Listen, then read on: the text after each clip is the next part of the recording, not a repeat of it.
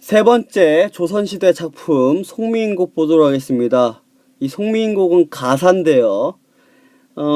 전 작품은 시조배였죠. 시조와 공통점은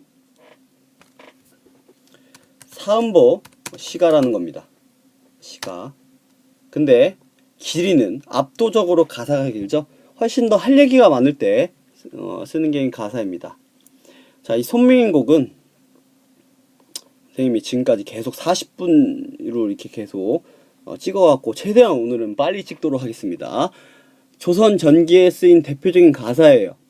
화자의 상황과 태도를 파악하고 표현상의 특성을 여러분들이 주목하면 되겠습니다. 그래서 이 작품은 조선 전기의 대표적인 가사예요. 그래서 한자어구의 사용을 절제하고 순수한 우리 국어 표현을 많이 쓰고 있고요. 애끓은 심정을 소박하고 진솔하게 표현하고 있습니다. 그래서 가사문학의 백미로 꼽히는데 이 작품을 통해 특별히 가사문학의 특성을 잘 파악해 볼 수 있고 이 작품만이 가진 독특한 구성 방식과 표현도 감상할 수 있기 때문에 잘 배워두면 좋을 것 같습니다. 자, 이제 송미인곡이라는 제목에 대해서 좀 얘기를 해보겠습니다.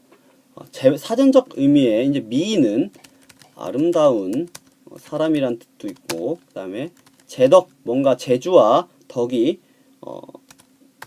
뛰어난 사람이라고 볼 수 있는데, 이 작품에서의 미인은 뭐냐면 연인으로 볼 수 있고, 나아가서 임금, 군주로 볼 수 있습니다.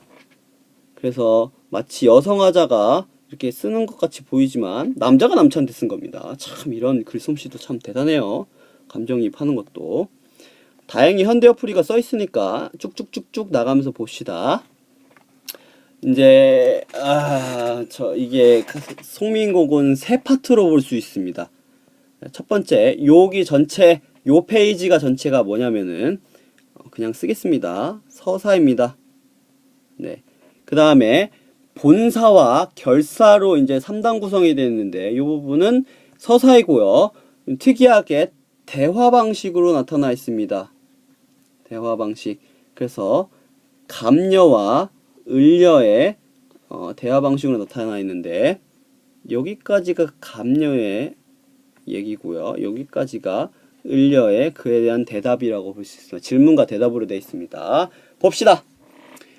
대가는 저 각시 본뜻도 한디어이고 여기 보면 이제 쪼개보면 저 가는 저 각시 본뜻도 한디어이고 이렇게 해서 사음보라는 거 알 수 있죠. 쭉 이제 사음보입니다. 계속 저기 가는 저 각시 본뜻도 하구나 감녀가 이렇게 이제 생각을 해요.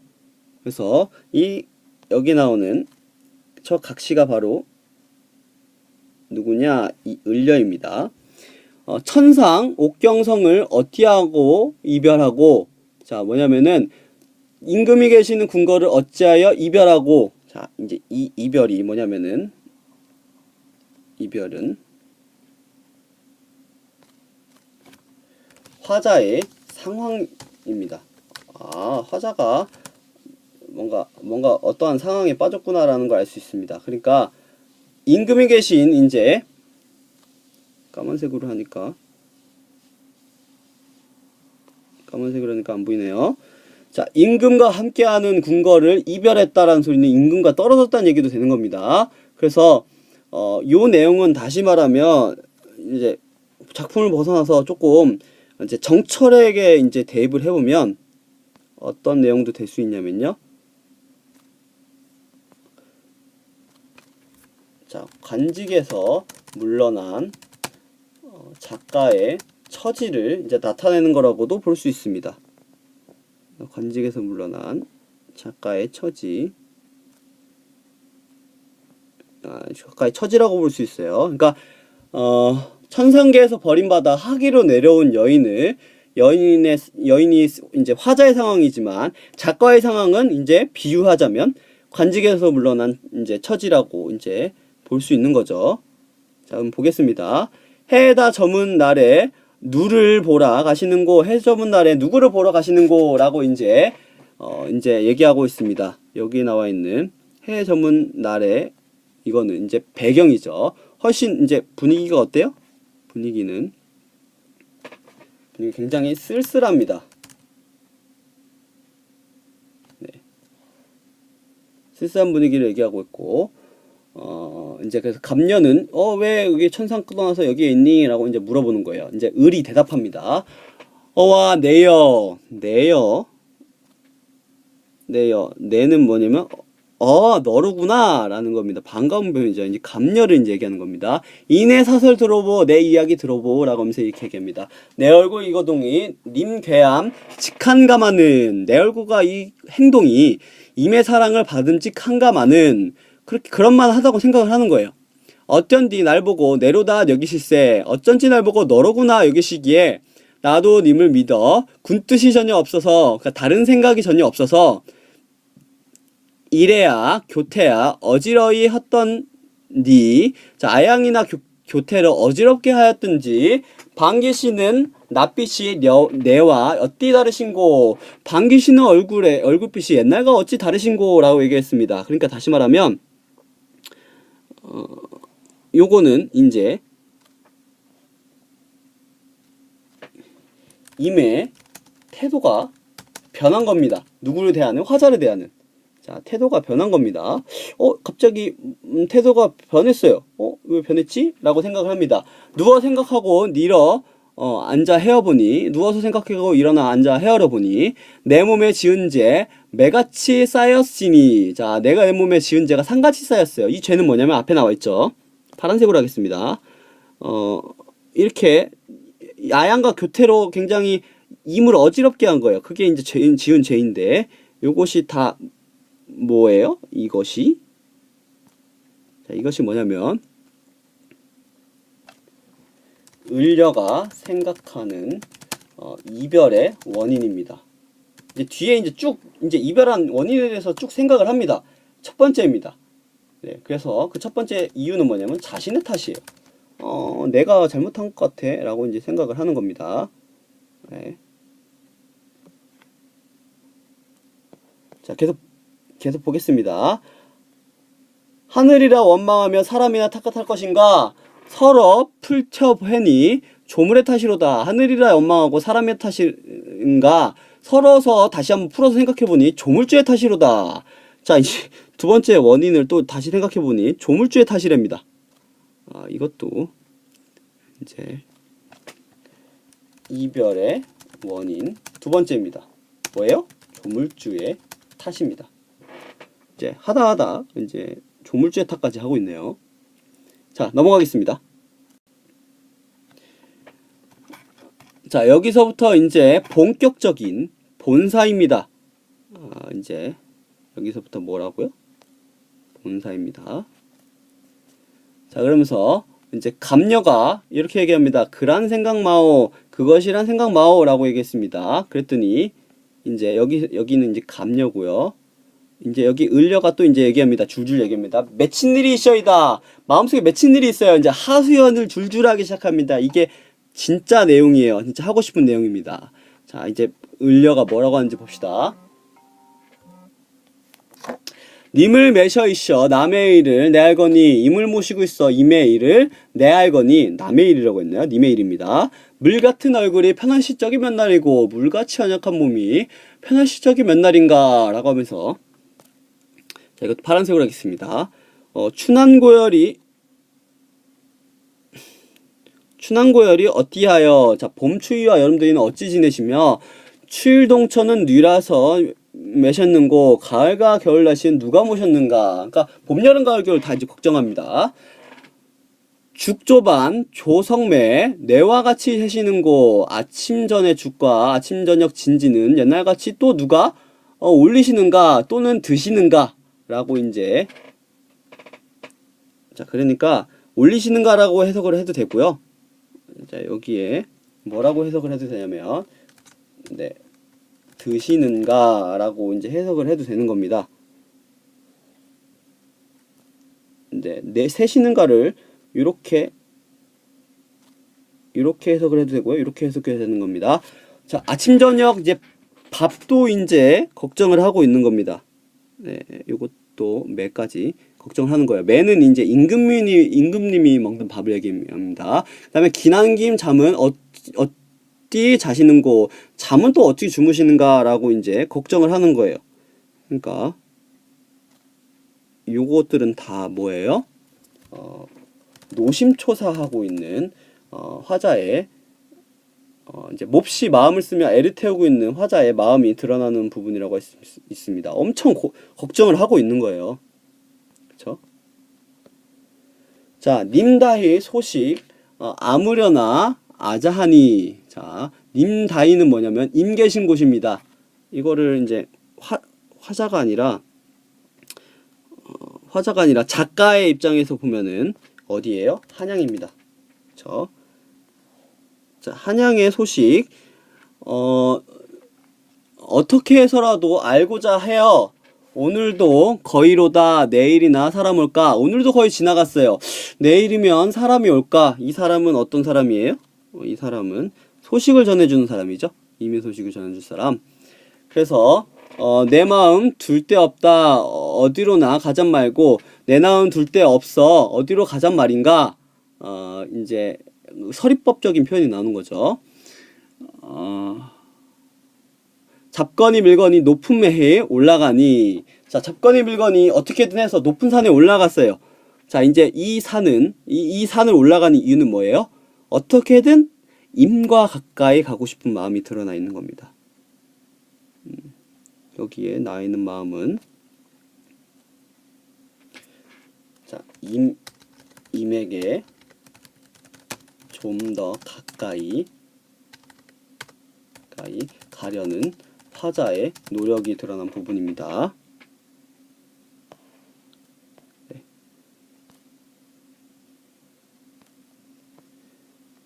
네, 화자의 노력이에요. 특히 이제 이 매는 파란색으로, 빨간색으로 할까요? 자, 이 매는 뭐냐면 화자의 소임을 성취하기 위한 공간이에요. 화자의 뭔가 하고자 하는 것을 성취하기 위한 공간입니다. 적어 드릴게요. 화자의 소임을 성취하기 위한 공간입니다. 네. 그래서 근데 구름은 카니와 물론이고와 안개는 무수일고 무슨 일인가. 자, 그러니까 요것들 구름과 안개가 어떤 존재예요? 임과 화자 사이를 가로막는 장애물입니다. 이것을 또 이제 화자가 아니라 작가의 입장에서 보면 어떤 사람들이에요? 장애물인데 이거는 간신들이라고 이제 표현을 해볼 수 있죠. 난 충신인데 이런 간신들이 맡고 있다, 이런 표현으로 볼 수 있습니다. 그래서 산천은 어둡거니와 1월을 어찌 보며. 자, 1월은 뭐예요? 1월 이거는 임입니다. 그렇죠? 즉 임금입니다. 지척을 모르거니 천리를 바라보냐. 산천이 어두운데 해하다를 어떻게 보며. 가까운 거리도 모르는데 천리를 바라보냐. 굉장히 화자의 답답한 심정이 드러나 있죠. 특히 이 장애물들은 더욱 이제 화자의 답답함을 드러내는 심정을 비유하고 있는 겁니다. 넘어갑시다. 자, 확대하겠습니다. 자, 이제 자, 차라리 물가에 가 배기를 하나 보려 하니. 차라리 물가에 가서 아까 얘기했듯이 성취를 표현하고자 하는 이제 장소입니다. 이 물가, 다시 얘기하지만 화자의 소임을 성취하고자 하기 위한 공간입니다.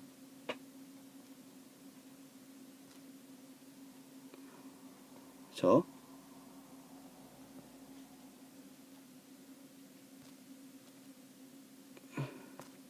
말을 잘 안 듣네요, 얘가.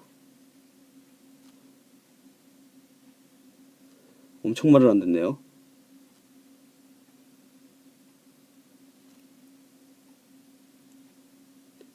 얘 좀 가리지 않았으면 좋겠는데. 이렇게 마음이 급한데 말을 진짜 안 듣네요. 이게. 됐다. 자, 화자의 소임을 성취하기 위한 공간입니다. 편집하고 싶은데 편집 기술이 없습니다. 자, 그래서 이게 백길이나 알아보려고 갑니다. 근데 바람이야 물결이야 어둥정 던져지고 바람이나 물결로 어수선하게 되었구나 라고 얘기했죠. 아까 얘기했던 구름과 안개와 같은 이제 애들입니다. 그래서 이것도 뭐라고 표현할 수 있어요? 이제 장애물이지만 그냥 쓰겠습니다. 이게 곧 간신이에요. 그렇죠? 그래서 굉장히 화자의 심란한 마음을 또 비유한 것이라고 볼 수 있습니다. 그래서 사공은 어디 가고 빈배만 걸렸구나. 자, 이거는 빈배는 자, 여기다 쓰면 이거는 화자의 외로움을 강조하는 대상입니다. 그럼 이런 걸 뭐라고 부르죠? 근데 화자의 마음이 감정이입되지 않았죠? 객관적 상관물입니다. 보기 좋게 쓰겠습니다. 객관적 상관물입니다. 자, 요 빈배는 객관적 상관물입니다. 자, 사공어디 가도 빈배만 걸려 있습니다. 그래서 강천에 혼자 서서 디는 해를 굽어보니 님다히 소식이 더욱 아득한저이고 강가 하늘 아래 혼자 서서 지는 해를 굽어보니까 님 계신 곳에 소식은 더욱 아득해요. 그래서 하소연을 이렇게 계속하고 있습니다. 아까는 굉장히 임에 대한 염려가 드러나 있다면 여기는 임의 소식이라도 알고 싶은 마음이 드러나 있죠. 자, 모첨 찬자리 밤중만 돌아보니 소가집 찬자리에 밤이 깊어 돌아와 보니 반벽청 등은 눌 위하여 벌갔는고. 자, 벽 가운데 걸린 푸른 등은 누굴 위해서 밝았는가? 자, 이것도 뭐예요? 자, 이것도 뭐냐면 반벽청 등은 뭐냐면 이것도 화자의 외로운 심정을 임의 부재에 따른 외로운 심정을 강조하는 객관적 상관물이라고 볼 수 있습니다. 이것도 객관적 상관물입니다. 그래서 오르며 날이며 해 뜨며 바자니니 적은 역지나야 풋잠을 잠깐 드니. 자, 요거는 이제 요약입니다. 지금까지 했던 낮 시간의 행위들을 간략하게 제시합니다. 그래서 막 걱정하다가 막 산도 올라가 보고 그 다음에 산도 올라가 보고 그 다음에 강가도 가보고 막 이랬던 행동 있죠? 이런 행동들을 이렇게 요약해서 지금 간략하게 제시를 해보고 있는 겁니다. 자, 그래서 힘들어서 풋잠 들었어요. 그랬더니 정성이 지극하야. 이 정성이 뭐예요? 어떤 정성이에요? 님을 보고 싶어하는 그 정성이죠. 꿈의 님을 바라봤습니다. 이 꿈은 뭐라고 할 수 있냐면 임을 볼 수 있는 매개체입니다. 니은님? 노노?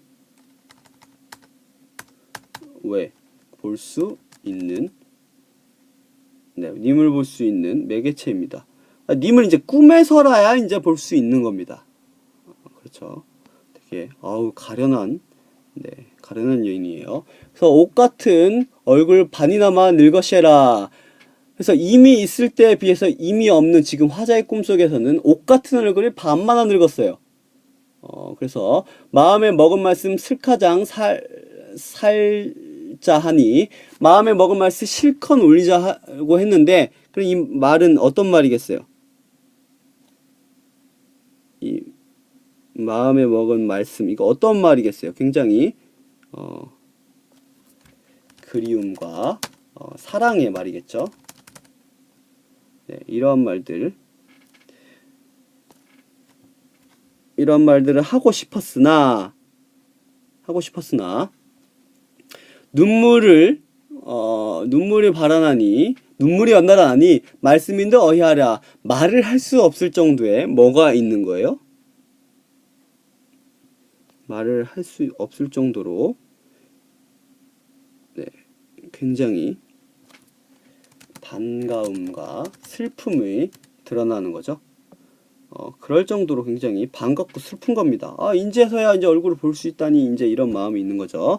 정 못 따야 목조차 메어내니 정을 못 따여 목조차 외웠어요. 오전된 오전된 방정 맞은 다굼 소리에 잠은 어찌 깨었던고 개성에 잠은 어찌 깨닫던고 그래서 이 개성은 뭐랑 똑같은 애들이에요? 자, 여기 나와 있는 위에 나와 있는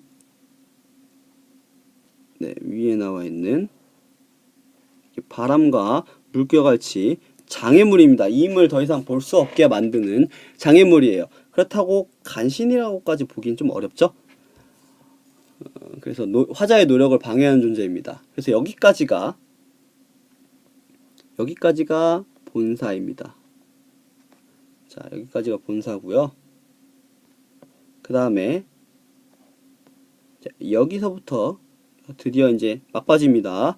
여기서부터 여기까지가 이제 결사입니다.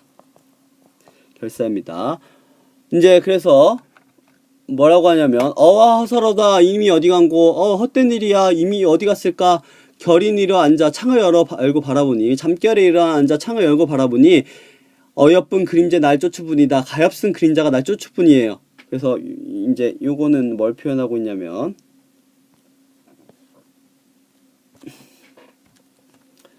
꿈에서 임을 만나고 꿈에서 깬 화자가 느끼는 쓸쓸한 심정을 간접적으로 표현하고 있습니다. 이렇게 표현하고 있는 거죠. 굉장히 표현이 좋습니다. 그렇죠? 차라리 쉬어디어 나거리나 대야이셔. 자, 그래서 차라리 죽어서 지는 저 가는 낙 떨어질 낙자죠. 달이나 됐으면 좋겠다라고 얘기하고 있습니다. 자, 파란색으로 표현하겠습니다. 자, 화자에게 그러니까 화자가 임에게 자신의 사랑과 그리움을 전달하는 매개체가 되고 싶다라는 얘기를 하고 있습니다. 여기 써드릴게요. 화자가 임에게 자신의 사랑과 그리움을 전달하는 매개체가 되겠다라고 이제 하는 얘기입니다. 요런 게 되고 싶다라는 얘기인데, 이 나걸은 굉장히 어떤 존재예요? 멀리서 이렇게 바라보는, 달은 멀리서 바라보는 존재죠. 그래서 요 나걸은 소극적인 태도를 보여주는 겁니다. 그래서 님 계신 창 안에 번듯이 비치리라 라고 이제 얘기합니다. 님 계신 창 안을 환하게 비춰주고 싶다 라고 하면서 굉장히 소극적인 태도를 드러내 보입니다. 그랬더니 여기까지가 이제 을이 얘기하는 거고, 마지막은 여기는 이제 갑이 얘기하는 부분인데, 그랬더니 뭐라 그래요? 가십시님, 달이야 카니와 달보다는 차라리 구준비가 되소서 라고 얘기합니다. 이 구준비도 역시 마찬가지로 임에게 이제 자신의 사랑과 그리움을 전하는 존재인데 훨씬 더 어때요? 적극적입니다.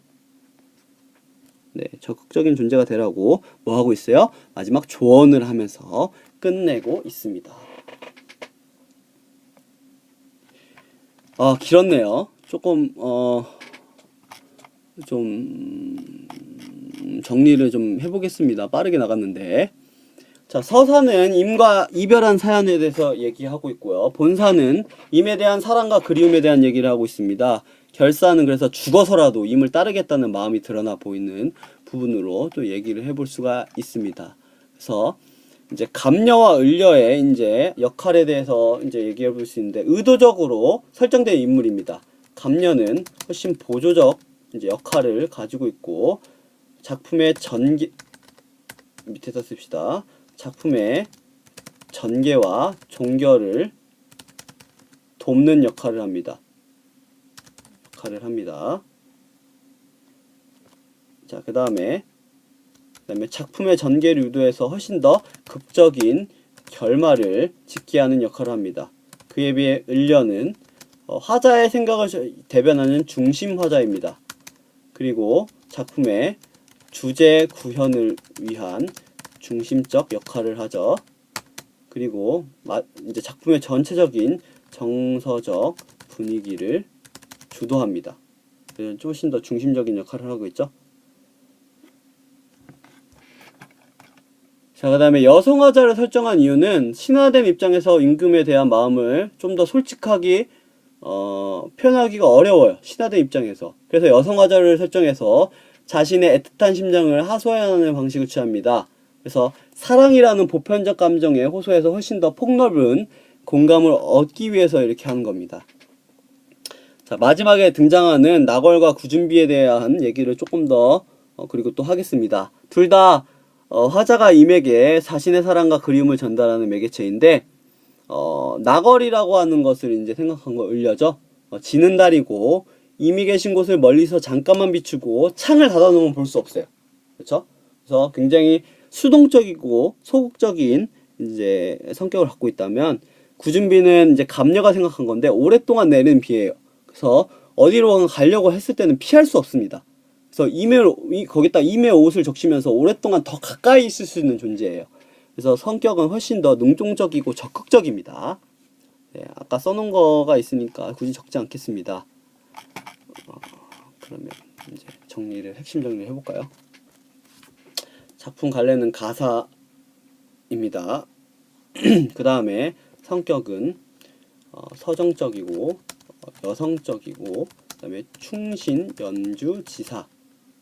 충신이 임금을 사랑하는 마음에서 지은 가사란 뜻이죠. 운율은 3사조이면서 4음보입니다. 구성은 서사, 본사, 결사의 3단 구성으로 되어 있죠. 제재는 임에 대한 그리움이고요. 주제는 연군의 정입니다. 특징은 임과 이별한 여인의 마음에 빗대어 연군의 마음을 표현하고 있습니다.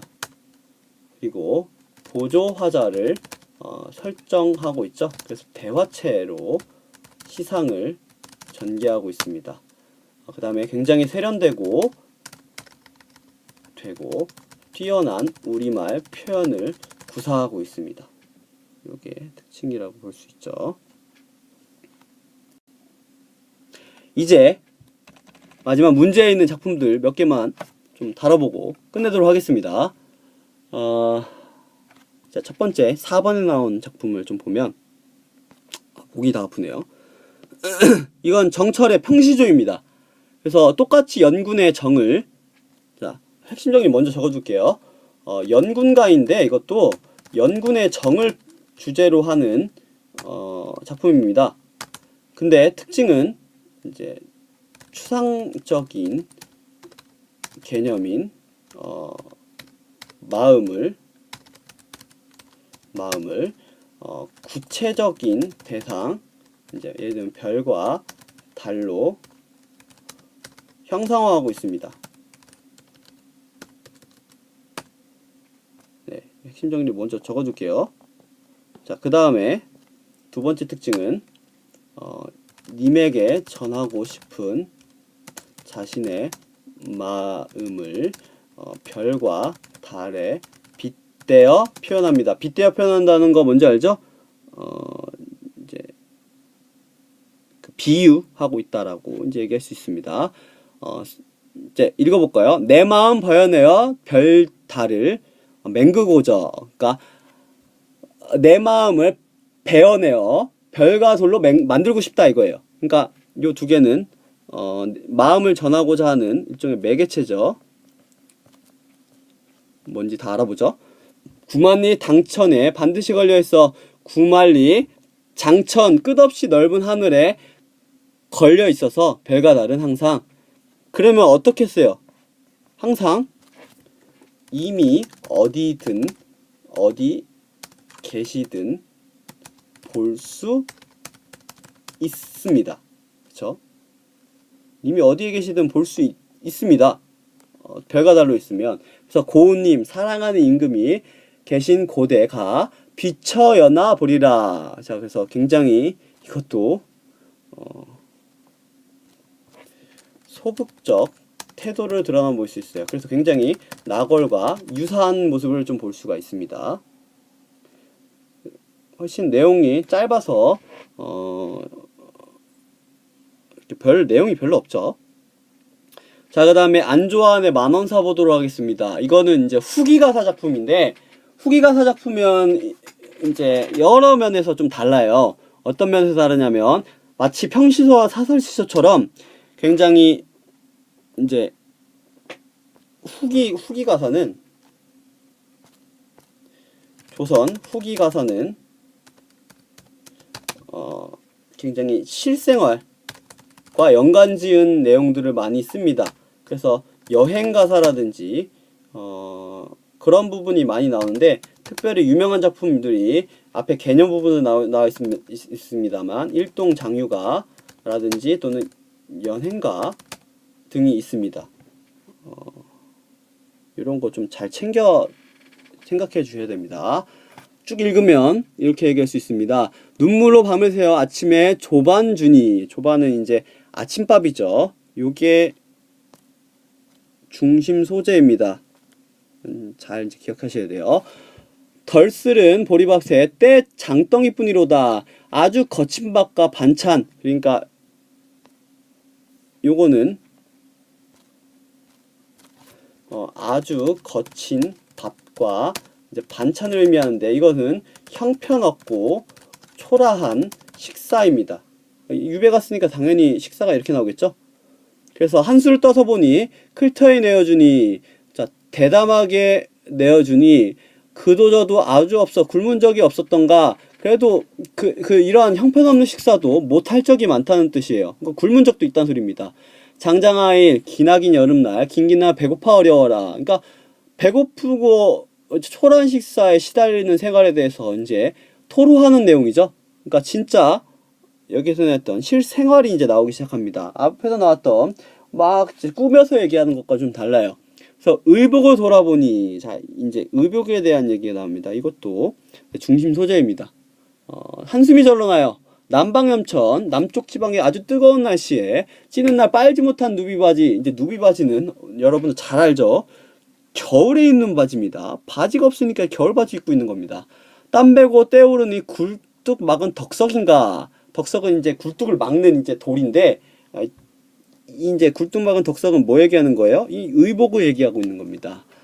덥고 검기 다 버리니 냄새 어찌하리. 어와 내일이야 가련이도 되었구나. 아 불쌍해 죽겠다 라고 스스로를 얘기하고 있습니다. 자 그래서 갈래는 가사이고요. 장편 가사입니다. 이거 잘라서 나온 거예요. 그래서 유배 가사입니다. 유배가서 쓴 가사입니다. 제재는 유배 생활이고 성격은 굉장히 사실적이고 애상적이고 한탄적입니다. 좀 약간 찌질하기까지 하죠. 근데 어쩔 수 없어요. 주제는 유배 생활의 고초와 자신의 죄에 대한 반성입니다. 그래서 특징은 고통스러운 유배 생활을 사실적으로 묘사하고 있습니다. 그쵸? 그 다음에 유배 생활의 괴로움을 탄식조로 표현하고 있습니다. 그쵸? 자신의 처지에 대한 한탄을 생생하고 절절하게 표현하고 있습니다.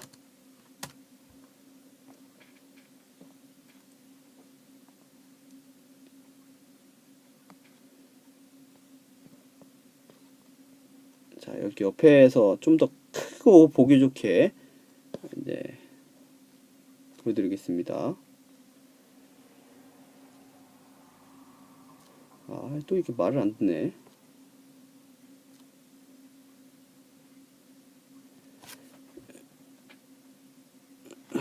이제 드디어 말을 들었네요. 이렇게 보면 조금 더 보기 편하죠? 자, 이 만원사라는 뜻도 무슨 뜻이냐면 만마디의 말입니다. 그래서 가슴 속에 쌓인 자신의 마음을 구구절절하게 적었다는 의미입니다.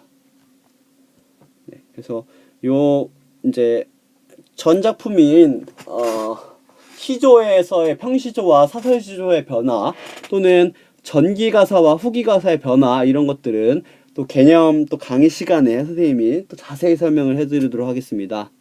오늘 여기까지 하겠습니다.